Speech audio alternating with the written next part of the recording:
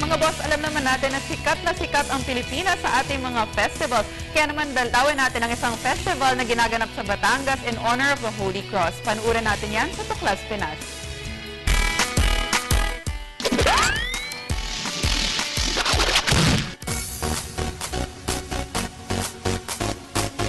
Sayaw dito, sayaw doon.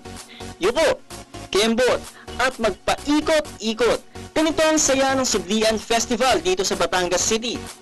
Ang Sublian Festival ay dinaraos tuwing ika-23 ng Hulyo taon-taon. Nag-umpisa ito sa pangunguna ng punong bayan ng Batangas na si Eddie Di Macuja noong taong 1988, buwan ng Hulyo, dahil sa pagnanais niyang mapanatili ang kultura ng mga Batanggenyo. Napansin niya, napakabilis na lang maging pag-unlad ng lungsod ng Batangas, ay ang kinakatakot ni Mayor Eddie Di Macuja noon ay mawala na yung aming cultural identity na hindi na makikilala kung sino ang Batanggenyo at kung sino ang hindi Batanggenyo. Pero ano nga ba ang subli? Yung subli ay isang uri ng sayaw. Merong dalawang hypothesis, no? Dalawang kaisipan kung saan nanggaling yung sayaw ng subli. Yung sinasabi ay dalawang salita, sumsum at bali. No, kasi yung mga lalaki ko napansin nyo ay nakasumsum kung sumayaw at saka katawan niya ay bali, nakabend. No? So yun ang isang theory na sumsum, bali, naging subli. Meron namang isa rin na yung formation kasi ng subli ay dalawang linya. No? At yung dalawang linyang yun nagpapalitan ng tayo. No? So merong sinaunang Tagalog word na ang ibig sabihin ay palitan. So for example, kung ikaw ay nagtanim ng isang prutas, no, isang puno, ito'y namatay, papalitan mo siya, hinublian mo siya, no. So yun ang isang posibleng pinanggalingan ng salitang subli.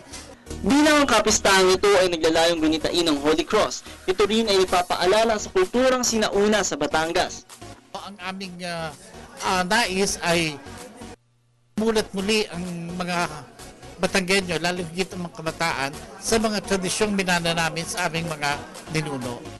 Siyempre, hindi mawawala ang pinakainaabangan sa kapistahang ito, ang Sublian sa Kalye. Yung Sublian sa Kalye ay nagsasama-sama ang lahat ng sektor, no? Napakadaming nagsasayaw. At ito ay mapapansin nyo na ang musika na ginamit dito ay yung musika na ginagamit to sa makabagong subli. No? Pero yung galaw, yung mga steps ng mga mananayaw ay hango sa talumpok version ng subli. No? So, napakadami kasi ang nagpa-participate dito. No? Kaya nag-highlight ito ng festival. Ano pa hinihintay nyo? Next year, isama sa inyong listahan ang Sublian Festival. Sana'y kayo dumalo dito sa amin, kayo makisaya dito sa Sublian Festival.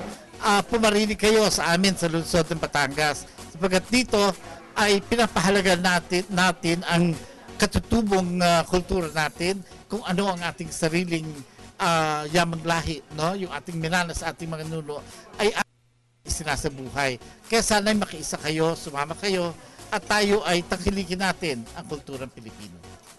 Yumuko, magpabali-bali, lumapak, sumayaw at umawit.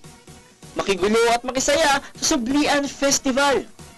Aba naman, bansang Pilipinas na may kulturang nagtataglay ng inspirasyon, ating pangalagaan upang sa bago at susunod na henerasyon, sila ay magpapatuloy at makikinabang.